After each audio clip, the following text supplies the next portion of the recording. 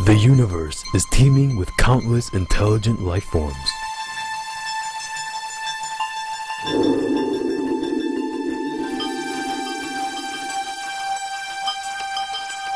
Estimated 400 billion stars in our galaxy, 400 billion galaxies in the known universe.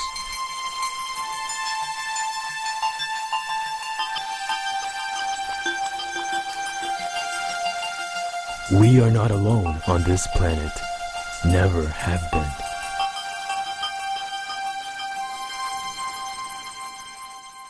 We've been to the moon, we've been to Mars, and apparently some of our people have been to other star systems.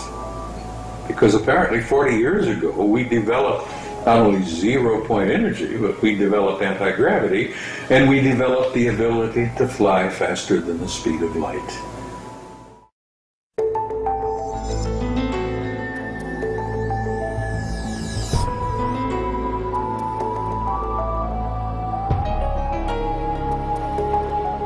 Hello, virtuous viewers, and welcome to Science and Spirituality on Supreme Master Television.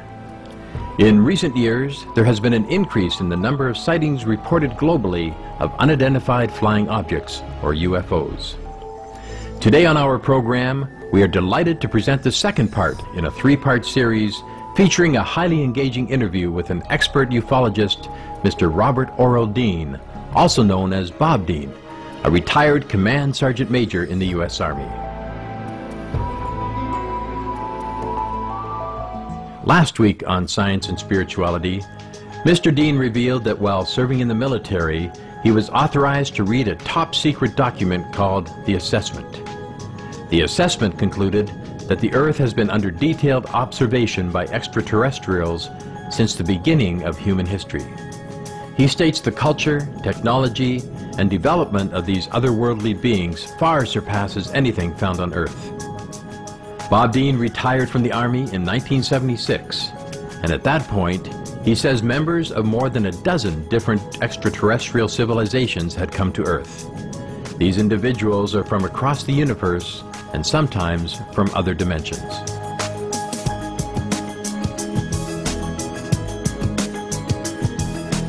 They're not visitors.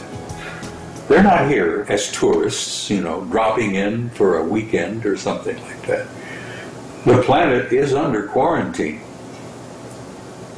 And the only ones who come and go regularly are the professionals, the anthropologists, the historians, the scientists from their groups. They come regularly. They're here most of the time. It's one of the reasons why there is not about to be a disclosure anytime soon, because the story is simply too big. The things we've seen and the things I've learned firsthand is that this beautiful, wonderful planet that our ancestors called Gaia looked upon her as a goddess, that the planet was alive. Well, I've learned that that's true. This beautiful little blue-green planet is alive. But this planet apparently is one of the richest and ripest zoological gardens in this quadrant of the galaxy. The life forms, the flora and fauna on this planet are practically infinite. Now that's why Earth is such a valuable commodity. There are probably thousands of intelligent species out there. Look upon this little tiny planet, this zoological garden, as an incredibly valuable commodity. I point out to people, you're part of the fauna. And it may be difficult for your ego to deal with. You are simply an occupant in this zoological garden. But now we're dealing with the custodians. They're not visitors. They're not owners. The word that I've gotten it from them, they're kind of custodians. They're protecting and looking after the life on this planet. And the human race is part of that fauna. Our world is currently going through many serious challenges, most notably climate change. Many spiritual leaders, visionaries, and others see this as a very crucial period for humanity's development. the human race, the whole species, is undergoing a transcendent transformation, literally, from one level of species, one race, into another. The human race is undergoing a form of what I call late adolescence. And I point out to people, if you remember your own adolescence, and you remember how painful it was and how difficult it was, the whole species is undergoing a transition from adolescence into adulthood. And we've got some good friends in high places out there, and fortunately, some very good friends who want to see us make it. They don't own us. We are not property, as Charles Fort said one time. But we are not quite finished yet as a race. We are a work in progress. We are an unfinished product. And we've got some good friends in high places that are trying to assist us, to help us get through this transition. And it's an awkward period. But I believe in the human race. It has a future. We are having some rough and difficult times, but we're going to make it. And the reason I decided to come with you this afternoon and give you this interview was hopefully to be able to say to your audience, to the viewers, that people really should not be afraid. They have nothing to fear. We're going to make it through. And we are going to reach a form of adulthood, and we are in time going out there and take our rightful place in this infinite universe filled with intelligent life. And I say to people, your children, grandchildren, great-grandchildren are going to the stars. And they're going out there and they're going to take their rightful place. Humans have a right to sit at those great conferences, those great tables filled with all the infinite intelligent life forms out there.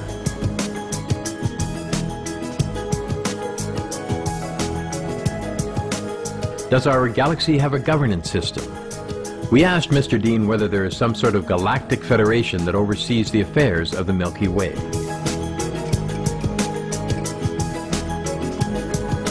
There is indeed, surprisingly, something very much like a galactic federation. And I will tell you that the headquarters for that organization is not even in this galaxy. It's in another galaxy. Apparently, the universe is literally teeming with intelligent life. And yes, some of the more advanced races have come together, and they have formed an organization. And they do get together frequently and communicate with each other.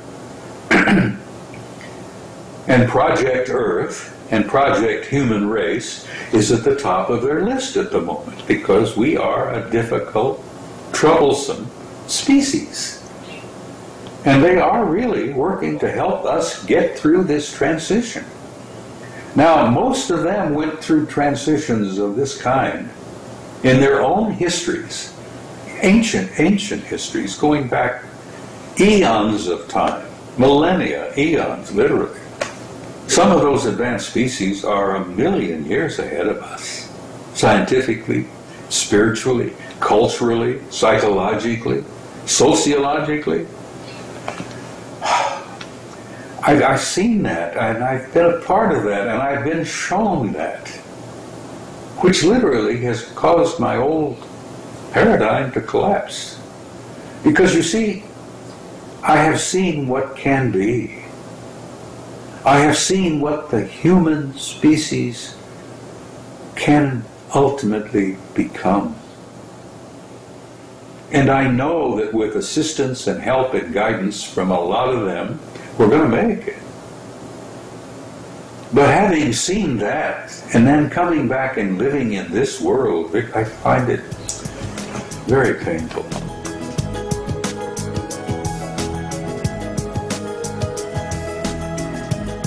On previous occasions, through her insights, Supreme Master Ching Hai has shared with the world some of the history of Mars. Some 40 million years ago, runaway climate change, the result of livestock raising, utterly destroyed Mars' surface and atmosphere. The residents who survived this immense catastrophe, all vegetarians, needed to go inside the planet to stay alive. There are some Martians still survived. You know, the good one, the virtuous one, they survived, but they could not live the way they lived before. They are underground, and they have to recycle everything. Water, vegetable, very little thing they have. Around 6 million of them only. And it could happen to us also. It could happen to us like that. That we might have to live underground to survive. And recycle oxygen, recycle vegetable, recycle water, and be frugal and sharing absolutely everything, like the Martian people do. They are not used to with the living on the surface anymore. They're safer down there, because Mars is still not inhabitable yet.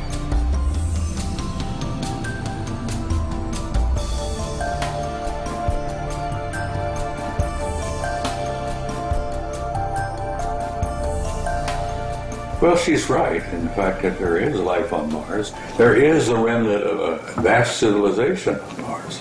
Mars underwent some very terrible times, tectonically, I think, meteorologically. Mars suffered a great deal. There was some problems, earthquakes. Mars lost most of its surface seas.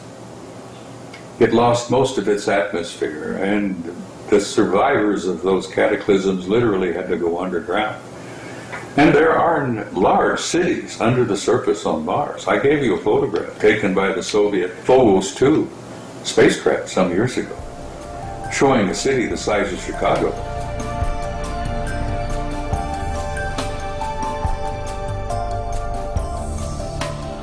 The Phobos program was an unmanned space mission launched by the former Soviet Union with the cooperation of 14 other nations to study Mars and its moons Phobos and Deimos. Phobos 2 was launched on July 12, 1988.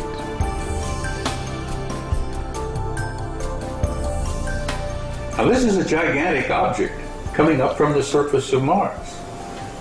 Like what size are we talking about? Oh, we're talking about a mile, maybe at least. While it was in orbit, Phobos 2 took a number of other pictures. Oh, yes, this one. And that was Phobos 2, yeah. Now this is an underground city on Mars the size of Chicago. And it's generated an enormous amount of heat, but it's taken in the infrared.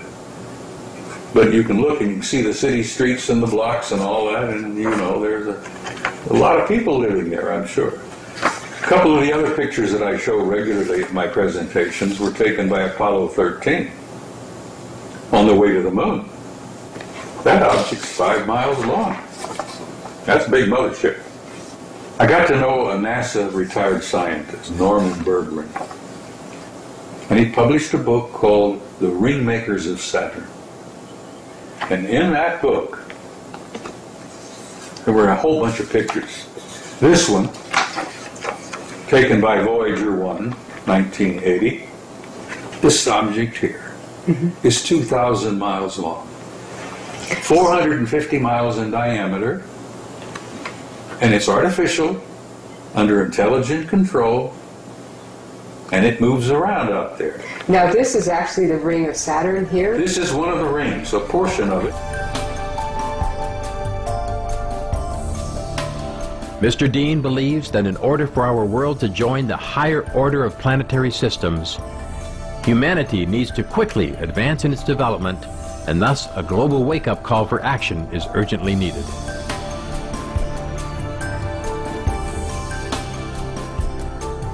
You're living in an infinite universe filled with infinite life, and you're about, as a species, to make this incredible jump into a new age.